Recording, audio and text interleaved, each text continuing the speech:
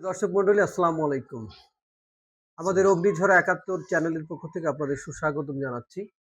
মহান মুক্তিযুদ্ধের স্মৃতিচারণের ধারাবাহিকতায় আজকে আমরা এসেছি যশোর জেলার শার্শা উপজেলার একেবারেই ভারত সীমান্তবর্তী একটি গ্রাম বাহাদুরপুর। এই বাহাদুরপুরের বীর সন্তান একজন বীর মুক্তিযোদ্ধার সাথে আমরা আজকে কথা বলবো।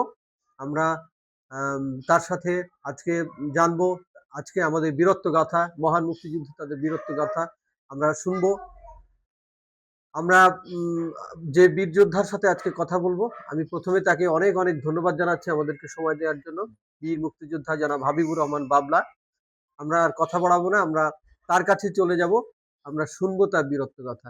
তো জনাব হাবিবুর রহমান বাবলা, বীর মুক্তিযোদ্ধা, আপনাকে আমাদের চ্যানেলে স্বাগতম জানাচ্ছি। অনেক অনেক ধন্যবাদ আপনাকে আমাদেরকে সময় দেওয়ার জন্য। আমি প্রথমেই আপনার কাছে জানতে চাইবো যে আপনি যখন মুক্তিযুদ্ধ কালীন সময়ে আপনি কি ছাত্র ছিলেন বা আপনার? জি, আমি তখন ছাত্র ছিলাম। আমি তখন ছাত্র ছিলাম।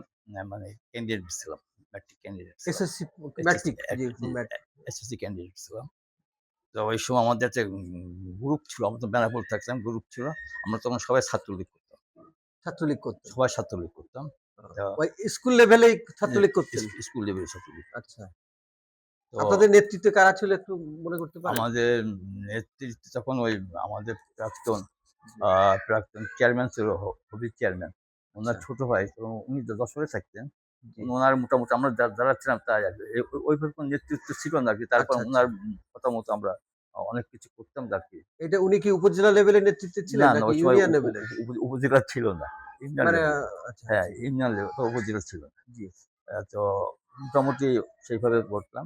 যখন ২৬শে মার্চ মানে ভোট হয়ে গেল, ভোট হওয়া যাওয়ার পরে হঠাৎ মুজিবুর রহমান তো নিয়ে গেল। তো উনি যে ভাষণটা দিয়েছিল এবারে সংগ্রাম, মানে মুক্তির সংগ্রাম, এই যে ভাষণটা দিয়েছিল, এই ভাষণ সবাই আমরা উদ্বুদ্ধ হয়েছিলাম। আচ্ছা, এই ভাষণটা আপনারা তো কিভাবে শুনলেন? বা আমরা তো রেডিও শুনছিলাম। রেডিওতে শুনতে পেলেন? ইয়ে ছিল না, টিভি ছিল না। ৭ই মার্চের যে ভাষণের কথা বলছেন? আমরা ওটা রেডিও শুনতাম। রেডিও শোনার পরে তখন মোটামুটি সবাই একটা প্রস্তুতি নিচ্ছিল। আমরাও প্রস্তুতি ছিলাম। তখন আমার ভালো মনে হচ্ছে যে আমাদের বাড়ির সামনে একটা ইপিআর ছিল। উনি ভদ্রলোক তখন ওই ইয়ে করতো, অপারেটর ছিল, ওয়্যারলেস অপারেটর। আমরা এখন একটু আলোচনায় আসতে চাই যে ১৯৭০ সালের যে নির্বাচনের রেজাল্টের কারণেই আমাদের স্বাধীনতাটা ত্বরান্বিত হলো। ৭০ সালের নির্বাচনের বিষয়ে কি আপনার মনে আছে যে আসলে যে নির্বাচনে আওয়ামী লীগ নিরঙ্কুশ সংখ্যাগরিষ্ঠতা পেয়েছিল, হ্যাঁ, এখানে আওয়ামী লীগের প্রতিদ্বন্দ্বী কারা ছিল? মুসলিম লীগ, জামাত ইসলাম, বা সেই নির্বাচনটা সম্পর্কে একটু বলবেন কি? মুসলিম লীগের ছিল আপনার আমাদের সর্দার ছিল মুসলিম লীগের পক্ষ। আপনাদের এখানে প্রার্থী শার্শা থানার প্রার্থী। শার্শা থানার প্রার্থী? আচ্ছা আচ্ছা। হ্যাঁ, ওনার বাড়ি কি শার্শা থানার মধ্যে ছিল? আমাদের সর্দার না, যশোর। আচ্ছা, কিন্তু উনি শার্শার প্রার্থী ছিলেন। আচ্ছা। আর জামাতের সেরকম প্রার্থী ছিল না, আওয়ামী লীগের মুসলিম এই দুটোই ছিল। আর জামাতেরও মনে হয় একজন প্রার্থী ছিলেন, এই যে রঘুনাথপুরের আমাদের দিন ইসলাম বীর মুক্তিযোদ্ধা বললেন, ওনার চাচা বা কে যেন ছিলেন। না, এই দুটো প্রার্থী ছিল, দুইজন প্রার্থী। তো আমাদের সরকার যখন আসলো, আমাদের যখন বললো আমাদের পোস্টার করে মেরে দিতে হবে, হ্যাঁ, তখন আমাদেরকে টাকাও দিল, ১০০ কি ২০০ টাকা দিল খাওয়ার জন্য। আমরা তখন, আমার খুব ভালো মনে আছে, যেহেতু আমাদের এন্ট্রি, আপনারা তখন ছাত্রলীগের রাজনীতি করা, এই আমাদের কাছে পিন ছিল, আলপিন। আলপিন দিয়ে সেই পোস্টার গুলো সব এরকম জায়গায় দিলাম, মানে যাতে ওর পোস্টার না মারতে পারে, তাই আপনারা নিয়ে দাগাই দিলেন একেবারে, কোনো পোস্টার মারতে পারেনি, বুঝলেন? ছাত্ররা আমাদের মুসলিম কিছু অল্প কিছু লোক, অল্প সংখ্যক লোক, হ্যাঁ, সে পোস্টার গুলো নষ্ট হয়ে গেল। যে ছেলেটা খুব আমাদের দুঃখ করলো, মারবার না, ভালো কথা, তুমি জানো তো আমরা তো আমলিক ছাত্রলীগ করে, তবে আনলি কেন? হ্যাঁ, যাক, ওইটা তারপর তো। আচ্ছা, এখানে আমার একটা জিনিস জানার আছে যে আপনারা তো রাজনীতি সচেতন ছিলেন বোঝা যাচ্ছে তখন থেকেই, যার জন্য আপনারা রাজনীতি করতেন, আওয়ামী লীগের, ছাত্রলীগের রাজনীতির সাথে জড়িত ছিলেন। সাধারণ মানুষ, সাধারণ যারা মানুষ, তারা মুসলিম লীগ বিরোধী কিভাবে হয়ে উঠলো? তারা কি আসলে মুসলিম লীগ বিরোধী ছিল? মানে আপনার রাজনীতি তখন এত সক্রিয় ছিল না। না, তাহলে মুসলিম লীগের নেতৃত্বে তো পাকিস্তান সৃষ্টি হয়েছিল। বঙ্গবন্ধু মুসলিম লীগ করতেন। হ্যাঁ। তারপরে আমাদের হ্যাঁ, অনেক তাজউদ্দিন আহমেদ, মাওলানা ভাসানী তারা মুসলিম লীগ থেকে সৃষ্টি করেছেন। এই মুসলিম লীগ আহ, এই পচন ধরার প্রেক্ষাপটটা কি একটু বলবেন, বা আহ, মুসলিম লীগের এই পচনের? আসলে মুসলিম লীগ যারা করতেন, আচ্ছা, হ্যাঁ, তাদের যে মানে এখন যে পরিমাণ যেভাবে আপনার রাজনীতি পূরণ হয়ে গেছে, এত ছিল না। ওই ভোটের সময় একটু দেখা করতো, ও। দেখা তা করার পর আওয়ামী লীগের প্রতি এত আসক্ত হলো কেন মানুষ ৭০ সালে? আওয়ামী লীগের পরে আসক্ত হয়েছিল আপনার, যেহেতু বিশুদ্ধ এলাকার ক্যান্ডিডেট ছিল। আচ্ছা, আর এলাকা তখন মুসলিমের কোনো ক্যান্ডিডেট ছিল না, বাইরের থেকে আনতে হতো। আচ্ছা, যার ফলে এইটা এই তফাৎটা হয়েছিল, যার আচ্ছা। ফলে বারবার নির্বাচিত হয়েছিল। তবিবুর রহমান সর্দার কি ৭০ সালের ইলেকশনে প্রথম হ্যাঁ, এমপি হলেন? তা এখন ওই ইলেকশনে আওয়ামী লীগের কি কি প্রচার প্রচারণায় কি প্রাধান্য পেত? মুসলিম লীগের কি কি প্রাধান্য পেত? আওয়ামী লীগের কি স্বাধীনতার কোনো না, ইয়েটা না, ওই এজেন্ডা ওই প্রাধান্য সময় পেত ওই কিনা? ওই সময় এই ধরনের কোনো চিন্তা চেতনা ছিল না স্বাধীনতা। ছিল না, না, আপনাদেরও ছিল না। না, না। আচ্ছা, আচ্ছা। ভোট হয়ে গেল, এইটা আছে, ভোট দিতে হবে, যেভাবে ইয়ে করতে আওয়ামী হবে। লীগকে বিজয়ী করতে হ্যাঁ, হবে। বিজয় করতে হবে। এই চিন্তা তা চেতনা। স্বাধীনতার চিন্তা টার্নিং পয়েন্টটা কোথায়? স্বাধীনতা চিন্তা যখন শেখ মুজিবুর তখন ধরে নিয়ে গেল,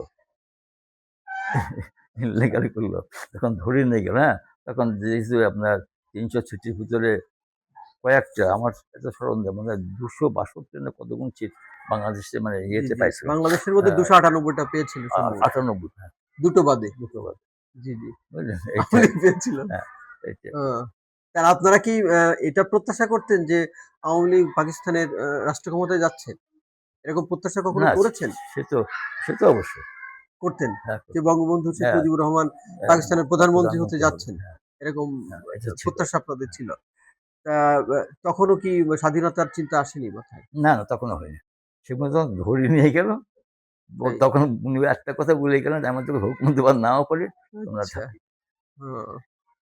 ২৫শে মার্চে অ্যা যে উম হত্যাযজ্ঞ হয়েছিল কালো রাতে ঢাকা শহরে, এটা আপনারা কি জানতে পেরেছিলেন না, নিশ্চয়ই? এটা আমরা জানতে পারছিলাম যে রাত্রিবেলা ঘুমন্ত অবস্থায় পাক-কালীনরা অনেক এইভাবে অনেক ইয়ে করেছে, ক্ষয়ক্ষতি করেছে।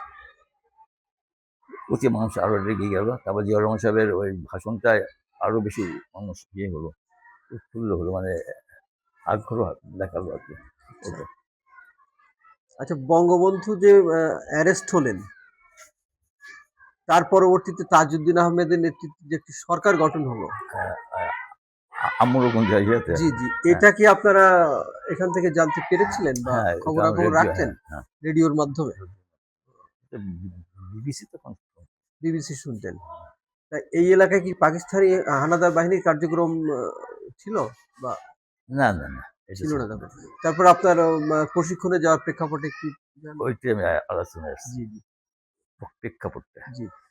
তো আমি যখন বাহাদুরে আসলাম, তখন তো ওই রাত্রিবেলা তো আপনার ওই আমাদের এমপি আসলো। রাত তখন ১২টা ১টা বাজে। আমাদের সে পাঁচিল টপকে ভিতরে আসলো। ওর কাছে একটা এসএমজি ছিল, ২ জন আসলো। আর কিছু হ্যান্ড গ্রেনেড ছিল। Hand grenade. হ্যাঁ, আমার আচ্ছা। ছোটবেলার বন্ধু। জি। ডাকলো, ডাকার পরে হ্যাঁ, আমি উঠলাম। কি ব্যাপার? বলছে, "চলো অমুকের বাড়ি যাবো।" হ্যাঁ, দেখি। ওই জায়গায় তখন একটা ওই প্রচলনটা হয়ে আসলো। আচ্ছা। ওই যে মুসলিমদেরকে বার ইয়ার বিহারে রাখা যাবে না। হ্যাঁ? বিহারি ও রাখা কাজ যাবে। আর মুসলিম লীগের সাথে কি প্রতিদ্বন্দ্বিতা হয়েছিল নাকি না, না, না, ব্যাপক ভোটে না, না, জিতেছিলেন না। আপনারা? ব্যাপক ব্যাপক ভোটে? কোনো প্রতিদ্বন্দ্বী হয়নি। আচ্ছা, আচ্ছা। হবে কোত্থেকে? ওরা চিনতেও না কেউ। আমাদের সাথে কেউ চিনতই না। আমরা তো চিনি নি। ও, এটা বুঝলেন? একটা একটা কারণ ছিল। ক্যান্ডিডেট। আর যদি এখানকার ক্যান্ডিডেটও হতো তাহলেও মনে হয় জিততে পারত না নাকি? না, না। একটা প্রতিদ্বন্দ্বী হতো। প্রতিদ্বন্দ্বিতা হতো যদি স্থানীয় ক্যান্ডিডেট হতো। আচ্ছা। জি। ছিল না। যার ফলে তা আপনাদের কি আ প্রচার প্রচারণায় কি প্রাধান্য পেত?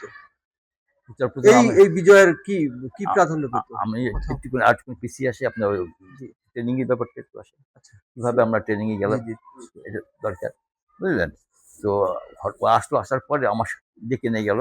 হ্যাঁ? ডেকে নিয়ে যাওয়ার পরে মানে এক মুসলিম লীগের বাড়িতে ওখানকার একটা গ্রেনেড ছুড়লো। হুম।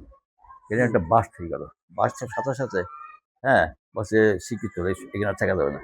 ওই আরম্ভ হলো। ও ১ম। তারপরে বেনাপোল থেকে যারা আমাদের সাথে ছিলাম, হঠাৎ দেখি একদম দুপুরবেলা এরা বেশ ১০-১৫ জন আমাদের গ্রামে আসলো। তাদেরকে সবার কাছে ওই মানে এসএমজি একটা করে আর 303 আমাদের একটা বাগান ছিল, আম বাগান, মালিয়া বাগান, বুঝলে? ওখানে সবাই ওখানে বসে আছে। বসে থাকার পর ওখানে আমরা গেলাম। তো বলছে এরকম যুদ্ধে যাচ্ছি হবে, মানে যুদ্ধ করতে হবে, ট্রেনিং নিতে হবে। জি। ও বললো আমরা ওদের সাথে আমরা বলতে আমি বিশেষ থাকতাম, যেহেতু আমরা বেনাপোলে থাকতাম, সবার তো বেনাপোলে চিনতি। থাকতেন হ্যাঁ, বুঝতে পারছি। থাকতাম। ওখানে পড়াশোনা করছে। তা ওরা বেশি পড়লো, মানে আমার আমার কাছে বেশি আর কিছু চিন্তা নেই গো। জি, তা আমার থাকলাম, তাহলে বলতে এরকম খান মারতে হবে, জি, যুদ্ধ করছে। হ্যাঁ, যুদ্ধ করতে তা আমাদের যুদ্ধটা হচ্ছে গেরিলা যুদ্ধ, এই যে যুদ্ধ না, এইভাবে তা ওদের সাথে থাকতাম, আর ওই মজা মজা হচ্ছে, ওইগুলো ট্রেনিং ট্রেনিং নিতাম। নেওয়ার পরে একদিন হঠাৎ, হ্যাঁ, বসে আজকে আসবে, খান আসবে রাত্রি। খান আসবে। না সরি, আমি একটা কিছু যাই। তারপরে মানে আরম্ভ হয়ে যাওয়ার পরে জি, জি। হঠাৎ একদিন আপনার আর্মিরা আসতো, তখন বোধ হয় 20 জন মতো এক প্লাটুন, বুঝলেন? 20 জন মতো আর্মি আসতো, আমাদের সাথে দেখা হয়নি। তো আসার পরে তখন ওরা তখন ওই আমাদের ওখানে ওই যে শেখারি পথে, আপনি কোন পথে শাঁখারিপত্তর চিনি আমি। শেখারি পথে না, জি। ওখানে একটা বট গাছ ছিল, ওরা ওখানে এসে অবস্থান করলো। ওরা বলতে কারা বলতেছেন? মানে পাক বাহিনী? পাক বাহিনী। জি, আচ্ছা, ওরা ওখানে এসে অবস্থান করলো, আর আমাদের এখান থেকে আমাদের তোমার ছোট চাচা, তার মানে বাবুল ভাইয়ের ছোট চাচা, হ্যাঁ, জি। উনি গেল। উনি যাওয়ার পরে মোটামুটি তখন ওই মিজান মাস্টার বলে একটা শিক্ষক জি, ছিলেন, মিজান মাস্টার মারা গেছে, স্বজনের বাবা, হুম। ওইটা নিয়ে আসলো। আসার পরে নিয়ে আসার পরে আমি আর ছিলাম না, কি কি বললো তাও শুনলাম না। এটা কোন মাসের ঘটনা বলছেন? ওই 71 ওই মানে ভোটের পরে ধরিয়ে নিয়ে যাওয়ার পরে কোনো ভয় টয় না, মানে যা যা বলার দরকার ওনারা বলে ওনার চলে গেল। হুম। ওই সময় কোনো রকম আর হয়নি, মানে কোনো সমস্যা হয়নি। তারপর আস্তে আস্তে যখন শুনলো যে এখানে প্রশিক্ষণ, ইন্ডিয়াতে প্রশিক্ষণ নিয়েছে, আজপত্র আছে, হ্যাঁ, তো ওরা শুনলাম যে একদিন এরকম যে রাত্রিবেলা মানে 7-8 জন বলছে আজকে আর্মি আসবে রাত্রি। আর্মি হ্যাঁ, আসবে। হ্যাঁ, আর্মি আসবে রাত্রিবেলা, কনফারেন্স আল্লাহ জানে। তো আমার তখন মোটামুটি 5-6 জন সাগরের মধ্যে গেলাম, যাওয়ার 5-6 না, তারও বেশি, 10-12 জন, বুঝলেন? তখন বললাম ও, ওই সময় আপনার তখন মাছ হচ্ছিল, আমাদের বাউরে তখন মাছ হতো, প্রচুর মাছ, আচ্ছা, পানি বেশি হয়ে গেছে, মানে জি। মাছের মানে সে বাচ্চার কথা বলা যাবে না। তখন আচ্ছা, বললাম দেখো আজকে রাত্রিবেলা তোমরা কেউ যেন এই মাছ মারতে আসবে না, আজকে রাত্রে কেউ মাছ মারতে আসবে না, কারণ আজকে আর্মি আসতে পারে, আর আমরা রাত্রি পালিয়ে কিন্তু গুলি করবো কিন্তু। হ্যাঁ, যা হলো, আমরা তখন ওই কিছু এন্টি পার্সোনাল মাইন, এই মাইনগুলো আপনার ওই জর্দার কোকুটোর মতো, এগুলো কোথায় পেলেন আপনারা? এটা ইন্ডিয়া থেকে দিচ্ছে। ও, ইন্ডিয়া থেকে তখন দিয়েছে। হাতিয়ার দেওয়া আরম্ভ হয়ে গেছে, ট্রেনিং আরম্ভ হয়ে গেছে। আমরা ওই ট্রেনিংয়ে মানে ধরতে ও, পারিনি, প্রথম স্টেপে ধরতে পারিনি। আচ্ছা, আপনি ইন্ডিয়াতে গেলেন কোন মাসে? আপনি মানে ট্রেনিং তে কি গিয়েছিলেন হ্যাঁ, ইন্ডিয়াতে? ট্রেনিং গেছে। ইন্ডিয়াতে গিয়েছিলেন? হ্যাঁ, সেটা ওটা একটু বলবেন কি? আমি এইটা শেষ করে নিয়ে থেকে আচ্ছা, জি, এইটা জি, শেষ জি। করি। প্রথম আমার প্রথম মানে ইয়েটা, হ্যাঁ, তখন আমরা ওখানে গিয়ে ওই anti tank mine, sorry, anti personal mine, ছোট ছোট, হুম। বুঝলেন, মানে এতটুকু থেকে মাইনগুলো বেশ 20-25টি মাইন। ওই যে 3 মাথাটা মোড় আছে, মানে ওই যে রাইস মিল আছে, বুঝলেন, ওখানে 3 মাথা মোড় আছে, ওখানে মাইনগুলো। আমি তখন ট্রেনিং ছিলাম না, আমাদের রব শরীফ বলে একজন ছিল আমাদের সাথে। একটু জোরে বললে একটু সুবিধা হতো। হ্যাঁ, রব শরীফ বলে জি, একজন মানে মুক্তিযোদ্ধা ছিল আমার সাথে। উনি তখন ওই মাইনগুলো ফুটতো সে মাথায়, বলছে মাইন যদি রাত্রিরে এসে যায়, আচ্ছা। আগামীতে এসে যায়, তাহলে এই ইয়েতে এখানে বাধাপ্রাপ্ত হবে। মাইন পোতার উদ্দেশ্য কি?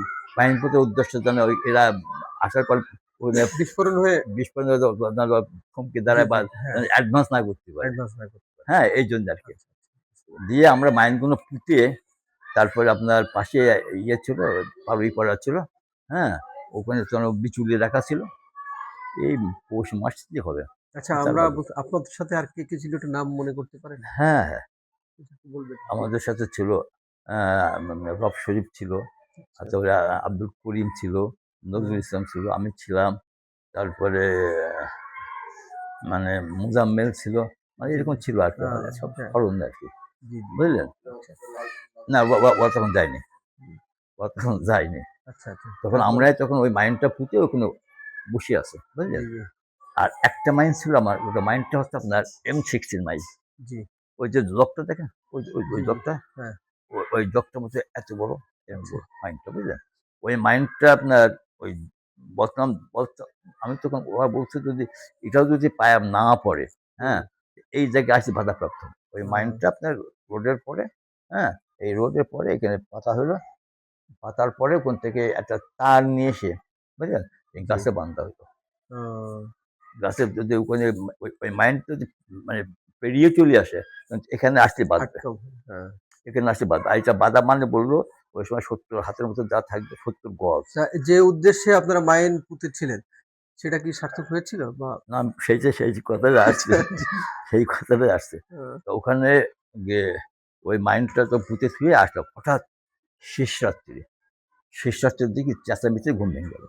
আচ্ছা, লাই লাই লাল্লাহ, লাই লাই লাই চিল্লাচ্ছে। কি ব্যাপার, কি হলো? উঠলাম, উঠে তখন আবার বৃষ্টিও হয়েছে, মানে মাটিটা হয়ে গেছে, পানিতে ভিজে ব্লক আছে কোন দিকে মাইন্ড পোতা। তা উঠলাম, উঠে দেখি যেখানে মানে সেই মাইন্ড যেখানে পোতাড়ি আছে তার চারিপাশে লোক বোঝা হয়ে গেছে, সব মাছ মারতে আসছে। আসছে মাছ করতে। হ্যাঁ, তারপর এবার লোক বোঝা হয়ে গেছে। আমার বসে তুমি এক কাজ করো, তুমি শিগগিরি গিয়ে একটা গ্রেনেড বাস করো। ওই আমার প্রথম হ্যান্ড গ্রেনেড ছোড়া, আমি তো এরকম হ্যান্ড গ্রেনেড ছুড়ে আমার বললো এখন ধরিয়ে, হ্যাঁ, মারবা। সে কাদার পরে সে মেরে শুয়ে পড়লাম। প্রথম মারার পরে দেখলাম একটুখানি মানে চিল্লানি বন্ধ হইলো। তারপর আরেকটা মারলাম হ্যান্ড গ্রেনেড। মারার পর আবার দেখলাম যে হারিকেন টারিকেন যা এই হ্যান্ড ছিল গ্রেনেড মারার প্রশিক্ষণ কি আপনার এখানেই ছিল? এখানেই ছিল প্রথম আমার। আচ্ছা, আমি প্রথম প্রয়োগ করলাম ওটা। আচ্ছা, আচ্ছা।